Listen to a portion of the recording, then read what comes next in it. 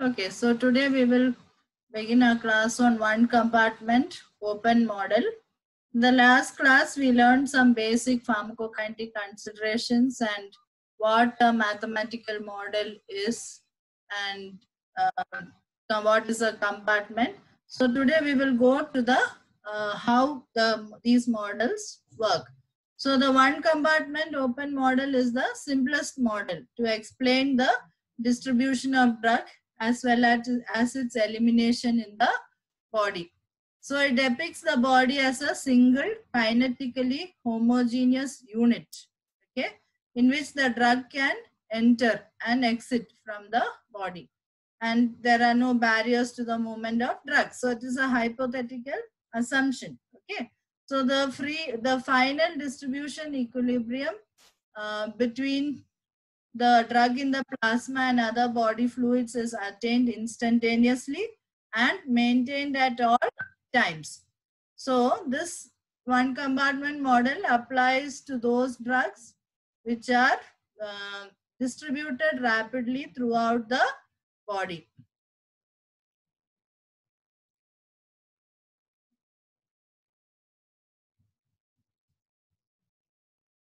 So by this model, we are going to explain the drug distribution and elimination from the body, assuming that the input and output are unidirectional and the drug is eliminated from the body.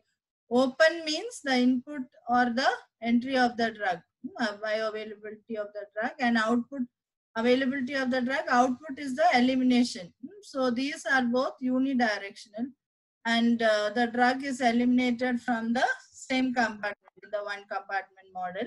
So it is used to describe plasma levels following a single dose of a drug. Okay. So there are several one compartment open models that can be defined. One is the one compartment open model for IV bolus administration. Another is the one compartment open model for continuous IV infusion. And another is a one compartment open model for extravascular administration, which shows zero order absorption as well as first order absorption. So we will deal with the simplest one compartment open model, that is the IV bolus administration. What is an IV bolus? It is an IV injection which is given, and it is the easiest route which is regarded as one of the easiest route of administration for modeling when it comes to doing a modeling. So when the drug that distributes rapidly in the body is given in the form of a rapid IV injection, you can also call it as an IV bolus or a slug. So what happens? It takes about 3 minutes for complete circulation, and therefore the rate of absorption is neglected in the calculation. So IV injection, here we are going to neglect the rate of absorption because the rapid distribution of the drug takes place. So the entire body acts as a single compartment, and the drug is rapidly equilibrated with all of the tissue in the body. Drug elimination starts from the body immediately after injection. So you can see here, you are giving, if you give a drug by an IV bolus administration, you are giving a dose X0. So you can say that the amount of, if you assume that the amount of drug in the body, if you give it by the term dB or X, and the elimination process is seen here. So you can see here, you are considering one single compartment. So it's called a one compartment model. And why is it called an open model? Because the input as well as output are in the same direction. That's why it's called a one compartment open model. And elimination is occurring from this compartment, the same compartment as well. And we can describe several terms like the rate constants. So based on the assumption of a first order process for IV bolus administration, you are considering that the what is it? This is a first order process. That means the first order kinetics means it is a concentration dependent process. The higher the concentration, the faster the clearance. So how is the zero order process different? Zero order elimination kinetics, what happens? In zero order, you are assuming that a constant amount of drug is eliminated per unit time. In zero order, in a general zero order reaction, like for example, in an IV infusion, you can see that you are allowing the drug to get in at a certain rate, constant rate. So that is a zero order, and it is eliminating also at a constant amount. That is the assumption in the zero order kinetics. While in first order kinetics, which we are considering in this one compartment model, we assume that the drug is moving. This kinetics is a concentration dependent process. So it depends on the concentration of the drug, the elimination. So based on the assumption that the drug elimination is a first order kinetic process, we can describe it using some equations. One term that can be described is the elimination rate constant. So what does this elimination rate constant tell us? It tells us how much amount of drug is eliminated per unit time. So naturally, what will be the unit for this elimination rate constant K? It will be have a unit reciprocal of the time. For example, per minute or minute raised to -1. So that is the way it is expressed. So generally a first order elimination rate constant will be the sum of the rate constants for removal of drug from the body, including the rate constant for renal excretion and metabolism. So if you consider the rate constant K or the elimination rate constant, what is this elimination rate constant consisting of? It is the sum of the renal excretion as well as metabolism. So that's why it is given by the term Ke plus Km. So Ke is the rate constant for the renal excretion. That is the, and Km is the rate constant for metabolism. So this equation is assuming that all the rates are first order rate processes. Okay. So this is one term that we have to be described in this one compartment open modeling, the elimination rate constant. So at what rate the drug is being eliminated from the body, and it is a sum of the renal excretion as well as metabolism. You know, once the drug is distributed, it gets metabolized and excreted. So this K is the sum of the renal excretion as well as metabolism. So if you plot a graph of the amount of drug in the body against time, you can, if dB is assumed to be the amount of drug in the body after a time t, and dB naught is the drug at time 0. You can see here dB naught is the time taken for the drug to come in at time 0. So when log dB is plotted against t for this equation, you can get a straight line having a slope. So the change in the amount of drug with time can be given by minus K into dB. You know, the concentration is decreasing with time.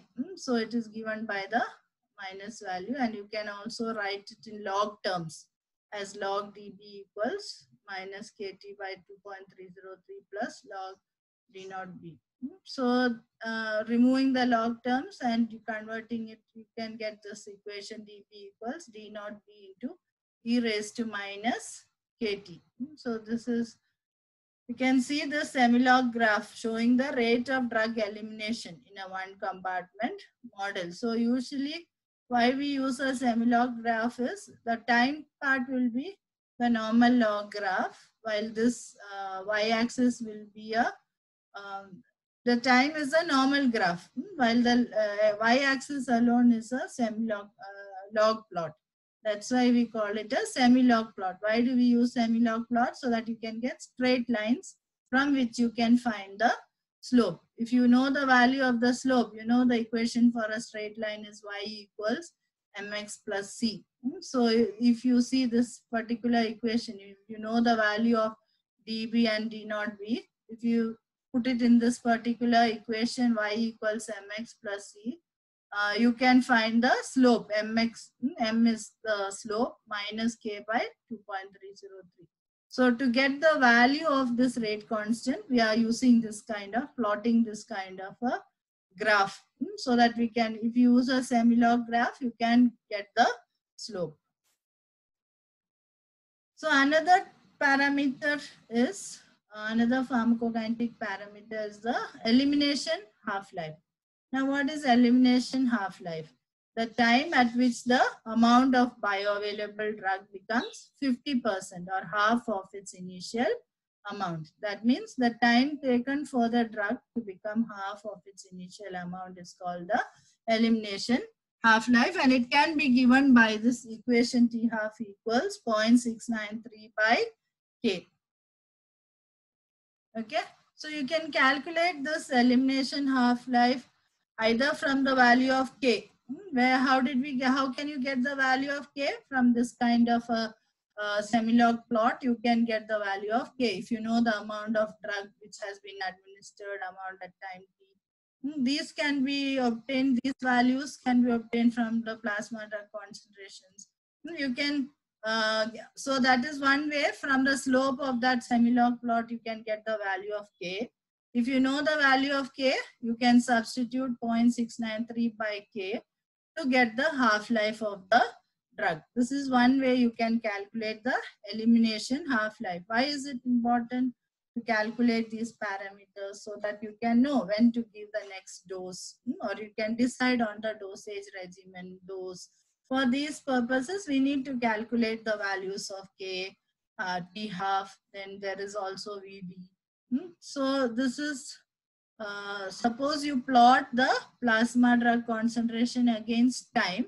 Usually we will get a curvilinear plot, because you know, once you give the drug, say for example by an IV bolus, there is no absorption term, right? So it is just eliminating. Once it distributes, the metabolism and excretion starts. That is why the plasma drug concentration is going down. Okay, so before it reaches the minimum effective concentration, we should see that the next dose is given, and it is again maintaining the drug levels in the therapeutic window. So generally, if you plot the percentage of the plasma concentration against time, you can only get a curvilinear plot. Now, how can we make it into a straight line plot? By plotting it as a semi-logarithmic plot. So while the regular plot will give a curvilinear plot, by using the semi-log plot, that is, the time or the x-axis is the normal regular plot, but the y-axis is converted into the semi-log log plot. That's why it is called a semi-log plot. One part is log, the other part is a normal regular plot. So by doing this, you can get a straight line when you plot the values of time and plasma drug concentration, the log values. You can get, for example, at one particular what is the time at one time, at this particular time period, what is the plasma drug concentration?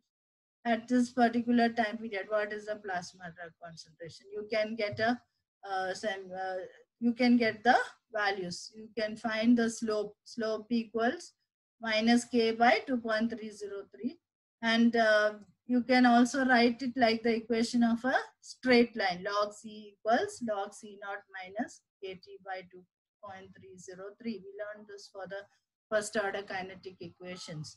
And here also you can see that this concentration versus time, it's the same thing. The curvilinear decline is seen, and by plotting it as a semi-log plot, you can get the values. So another way to find the T half is by, you can directly measure it from this graph. You see, initially suppose the time taken for a drug T1, the time T1 is the time. At that particular time, what is the concentration? C2. Okay. And again at time T2, if you see the concentration is C1. So time taken for this concentration C2 to become C1, or half of this total concentration. So half of the initial concentration is shown here. So from here, from this graph, you can get the T half of the T half value directly. That means either directly from the graph you can get it, or you can get it from this equation. T half equals 0.693 by K. Two ways of finding. Now there are others pharmacokinetic parameters which are also very primary, such as the clearance, apparent volume of distribution. So they are also two separate and independent pharmacokinetic characteristics of a drug. They are closely related with the physiologic mechanism in the body and are called primary parameters. So in general, the drug rapidly equilibrates in the body. When you are administering the drug by the injection, you assume that it is rapidly distributing and equilibrating in the body. So if you sample the plasma or any biologic compartment and analyze for the drug content, that means you are taking out blood samples and you are using bioanalytical techniques like HPLC, you can find the how much amount of drug is present per ml at a particular time. So here we usually use the units of, the results are expressed in units of concentration instead of the amount. So instead of X, we are using C, instead of the so each individual tissue in the body may contain different concentrations of the drug due to differences in drug affinity for that particular tissue. Therefore, the amount of drug in a given location can be related to its concentration by a proportionality constant that reflects the volume of fluid the drug is dissolved in. Okay, so volume of distribution, it's a hypothetical volume of distribution, and it must be considered in estimating the amount of drug in the body from the concentration of the drug found in the sampling compartment. So in order to determine this volume of distribution, that means in how much ml of fluid the drug has distributed or dissolved, it is necessary to have the plasma or serum concentration versus time data, and you can find the volume of distribution. If you have you can plot the plasma drug concentration versus time data, and volume of distribution is related to the dose given and the plasma drug concentration. Okay, how much dose you have given divided by what is the plasma drug concentration. That is the formula for volume of distribution. Just like for T half, we have a formula 0.693 by K. Similarly, for volume of distribution also you have a formula, that is amount of drug in the body by plasma drug concentration. Okay, so this volume of distribution is a measure of the extent of distribution of the drug. In how much what is it? How much the drug, what is the volume in which the drug has distributed? It is expressed in liters. The best and simple way of estimating the volume of distribution of the drug is by administering it by rapid IV injection, and you can find out what is the volume of distribution if you know the IV dose and the what is the plasma drug concentration at a particular. If you know the initial IV dose and initial plasma drug concentration, or at any other particular time, what is the amount of drug divided by the plasma drug concentration, can give you the volume of distribution.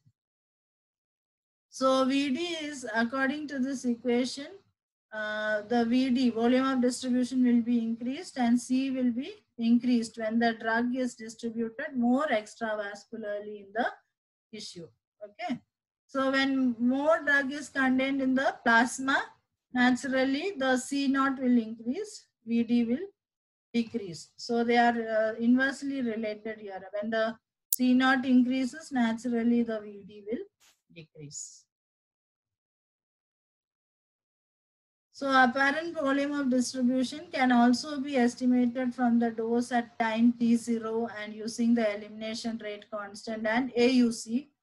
The area under the curve is the amount of drug that has reached the systemic circulation. You can find it from the AUC. Last time we discussed about that by trapezoidal method. You can find what is the area under the curve from the time t0, from the time you administered the drug till the end of it, that is to t infinity. Okay, so there is a relationship between the volume of distribution, dose of the drug administered or amount of drug which has entered in the body, and what is the rate constant, and the AUC. Okay, so these are related by this particular equation. You can, if you know any of the terms, you can find the other. In AUC from 0 to infinity in the denominator. So this is another way you can find the volume of distribution. One, by this formula, VD equals X by C, or amount of drug in the body divided by the plasma drug concentration. Or you can also use this particular equation. VD equals D naught by D naught is the amount of drug which is given or the dose administered divided by the K, the elimination rate constant, and the AUC from 0 to infinity. AUC is the total amount of drug that has in the system circulation. Okay. So next is clearance. This is another pharmacokinetic parameter. And difficulties arise when one applies elimination rate constant and half-life as pharmacokinetic parameters in an anatomical or physiological context and a measure of drug elimination mechanism. So clearance is the most important parameter in clinical drug applications and is useful in evaluating the mechanism by which a drug is eliminated by the whole organism or by the particular organ. So you can find the mechanism by which the drug is eliminated. By you, if you know the clearance value, you can know what is the amount of body fluid or from which the drug is completely removed in a given period of time. It is the clearance is the theoretical volume of body fluid containing the drug. That is a fraction of apparent volume of distribution from which the drug is completely removed in a given period of time. So you can express it in units of ml per minute or liters per hour. That means from how much ml of the body fluid, how much drug is, what is the, how much drug is removed at a given period of time. That is why it is given in ml per minute or liters per hour. So what is clearance? The theoretical volume of body fluid containing the drug from which the drug is completely removed in a given period of time. So you can also define the clearance as blood clearance, plasma clearance, or clearance based on unbound or free drug. So depending on the concentration C measured for the right side of the equation. So clearance can be given by this equation, rate of elimination divided by the plasma drug concentration. So rate of elimination means amount of drug that is removed at a particular time, how much ml per minute is removed along divided by the plasma drug concentration. So this is the value, this is how you can compute the value of clearance, how much drug is eliminated at a particular from how much ml per minute. What is the amount of drug, rate of elimination out of the total plasma drug concentration will give you the clearance value. So total body clearance, if you see that the elimination of drug from the body involves elimination from the kidney, liver, lungs. You know, kidney is the main organ of excretion. Then liver is the main organ of metabolism. And there is lungs, other eliminating organs. So elimination, this thing to remember is that elimination is the sum of metabolism and excretion. So different organs are involved in this elimination: kidney, liver, lungs. So clearance at an individual organ level can be called as organ clearance. It can be estimated by dividing the rate of elimination by each organ, the concentration of drug presented to it. Okay, so there is renal clearance, which is the rate of elimination by kidney, divided by the plasma drug concentration.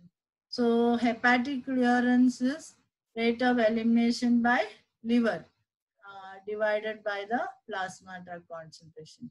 Other organ clearance also can be given by whatever rate of elimination is happening by in other organs, divided by. So the total systemic clearance will be an additive property of individual organ clearance. So total systemic clearance, CRT, can be given by sum of renal clearance plus hepatic clearance plus others. Okay. So these are some important pharmacokinetic parameters and related to the one compartment open model.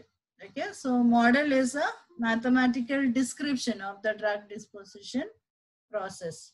So we have discussed about the one compartment open model, which is a simplest model to explain the drug distribution and elimination from the body. So you are assuming the body to be a single kinetically homogeneous unit in which the drug can enter and exit. So there is no movement to the back. So it is a hypothetical assumption. This kind of modeling is mathematical. They are mathematical constructs. They also are hypothetical. So you are assuming that the when you give a drug by one compartment, by IV bolus administration, it is distributing all throughout the body. So the whole body is regarded here as a single compartment. On the other hand, if it is a two compartment model, we have two compartments. There will be a central and a peripheral compartment. Here we have just one compartment, and whatever dose is given, you are assuming that it is distributing throughout the body and being eliminated. So why is it called an open model?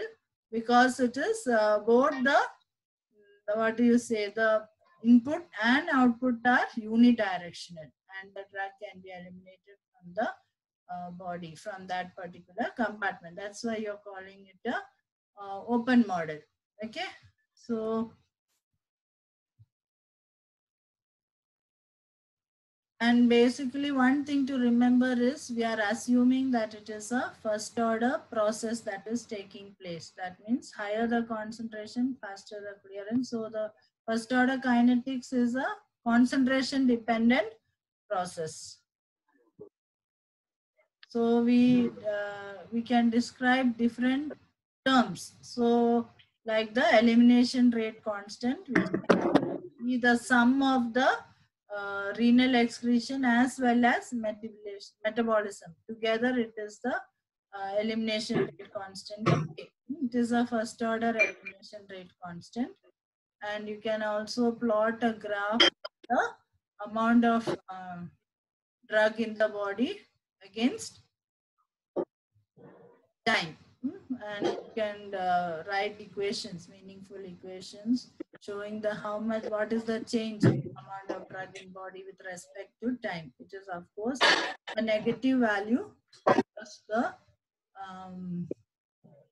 you can see the concentration is decreasing with time. So it is a negative value, and that's why dB by dt is given by minus k into dB. You can convert it into log terms to get the equation for a straight line, y equals mx plus c. So the mx, or the slope, is minus k by 2.303.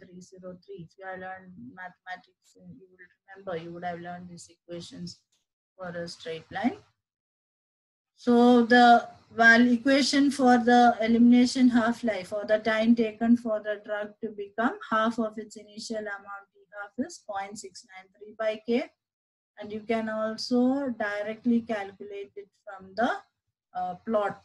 If you can see, if you have a plot of plasma drug concentration versus time, you can find what is the time. Suppose one concentration is C1 and another is C2. So at C2 drug level C, suppose this is C1, and at time T1, what is the plasma concentration? At time T2, suppose the concentration has become half of the initial concentration. Then you can, the time taken for the concentration to become half of the initial concentration, you can directly get it from this plot. And why do we plot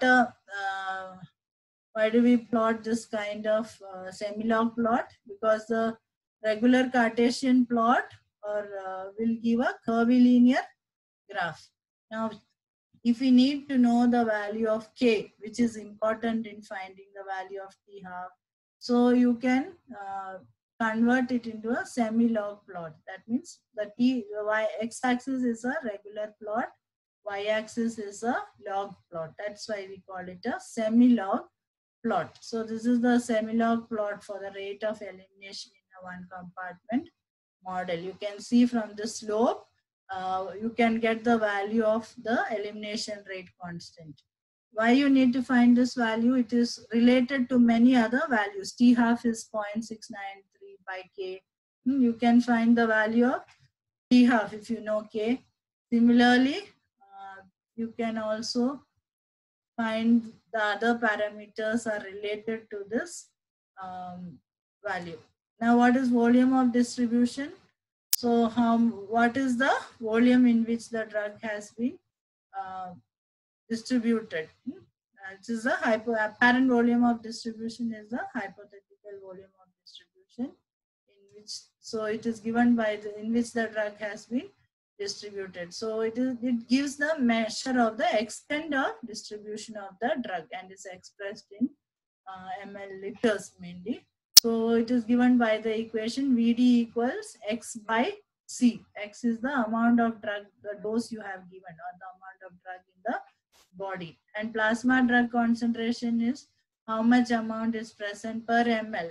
That is the plasma drug concentration. So by using this particular equation, you can know what is the apparent volume of distribution. Similarly, what is clearance? It is also a very important parameter in evaluating the mechanism by which the drug is eliminated from a particular organ. It is the theoretical volume of fluid, body fluid containing the drug, from which the drug is completely removed in a particular given period of time, expressed in ml per minute. So dx by dt by C, rate of elimination by plasma drug concentration will give the clearance. Total body clearance can be given by this